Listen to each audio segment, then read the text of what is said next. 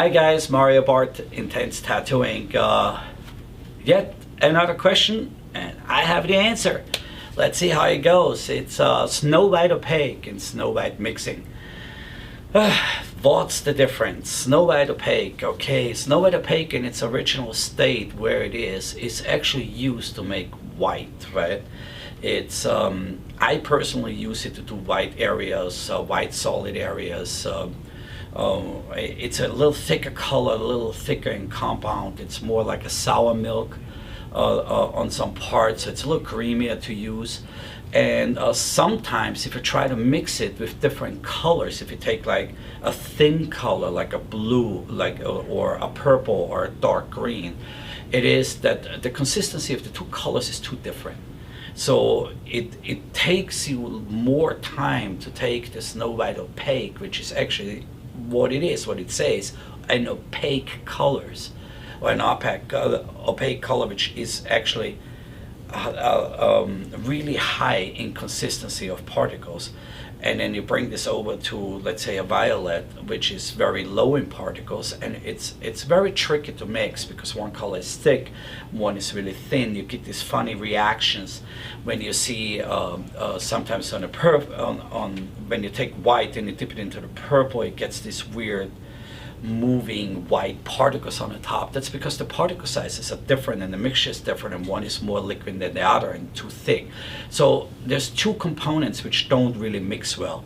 What we created was that the Snow White Mixing, which makes this a lot easier for the novice. It's or for the starting tattoo artist, right? If you don't have so much experience with or your color mixing. So you take the Snow White Mixing, which is a diluted version of this Snow White Opaque, and already brought to a stage where it's easier to intermix throughout the range.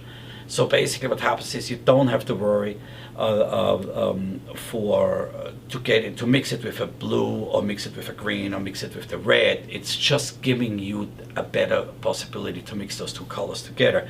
This is used as a baseline. It's not the rule of the thumb or the magic composition, but this makes it a lot easier to start out on a good level that you know you have a better dispersion in your tube, because that's really where it happens, right? It's if you work like me or the most artists out there in 2017, you intermix all your colors, right? You put it out like an artist. You put a palette of colors out, and you go from one color to another.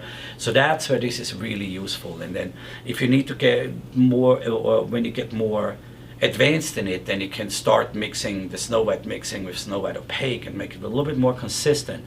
And when you do that, then you get a little bit more creamier colors. And then at the end state, as a real advanced pro, you can choose each color for its own composition, how you want to make it work, right? Like if I want to have a mixed shade between blue and Snow White Opaque, and it's a stronger shade, then I use the Snow White Opaque. If I want that same color with a little bit more translucent, then I use the Snow White Mixing. And it gives me that advantage that I have now. Instead of just two products, I have 3, 4, 5, 6 different products. So that's the difference between Snow White Opaque and Snow White Mixing. I hope it answered some of your questions. If it raised some new ones, please send them over. I'm more than happy to answer them on a continuous basis, and keep on buzzing, make the industry better.